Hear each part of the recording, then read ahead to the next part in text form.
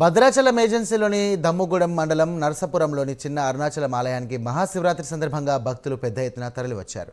జిల్లా నలుమూలల నుంచి కూడా భక్తులు రాగా శివనామస్మరణలతో చిన్న అరుణాచలం మారుమ్రోగింది. ఈ ఆలయంలో ఉన్న 12 జ్యోతిర్లింగాలకు అభిషేకాలు నిర్వహించేందుకు భక్తులు తెల్లవారుజాము నుంచే బారులు తీరారు. ముందుగా భక్తులు అరుణగిరి ప్రదక్షిణ పూర్తి చేసుకున్న తర్వాత స్వామివారిని దర్శించుకుని మొక్కులు చెల్లించుకున్నారు.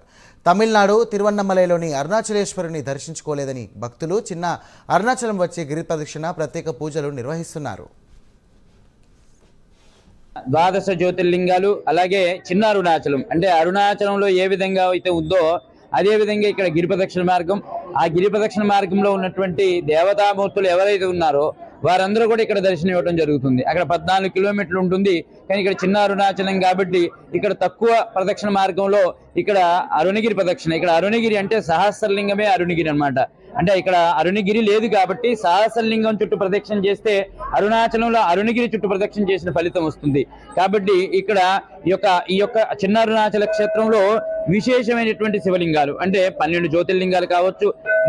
మెయిన్ వచ్చేసి సహస్రలింగం అంటే ఒకే లింగం మీద 1007 లింగాలు, ప్రధాన లింగంతో కలిపి 1008 లింగాలు అంటే సహస్రలింగం అంటాం. ఒకసారి దర్శనం చేసుకుంటే 1008 లింగాలు దర్శనం చేసుకున్నటువంటి ప్రతిఫలం. అంటే పరమేశ్వరుడు ఇక్కడ సహస్రభుజాలు సహస్ర శీర్షాలతోటి వెలుగొందుతున్నాడు కాబట్టి ఇక్కడ సహస్రలింగం, అలాగే జ్యోతిర్లింగాలు, అలాగే స్ఫటికలింగం, మరకతలింగం, శ్రీచక్రలింగం, శ్రీపాదలింగం, అలాగే పంచముఖ లింగం, అలా విశేషమైనటువంటి శివలింగాలు.